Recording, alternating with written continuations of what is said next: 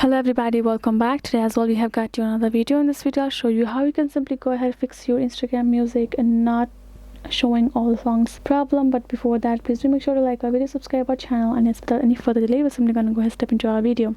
For that matter, what you're gonna do, you're first gonna go ahead and access your Play Store and go to search bar, type in Instagram. Simply tap on it and see if your app is updated or not. Go ahead, tap on this update and update your app. Afterwards, go ahead, open it up and go back. You go to your home section, tap on the story, and you're trying to access. Choose a particular story.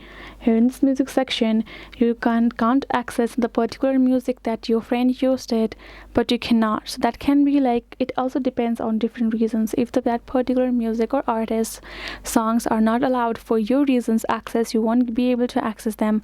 You simply will have to go to Play Store. You have to simply download a VPN for you and change a VPN app for you, and simply change your particular location, connect it for a particular hour, upload your story or your post with a particular song, and then you will get access to it. That is the only option available. Hope this video was helpful to you all. Thank you so much for watching, and I'll see you guys in our next video.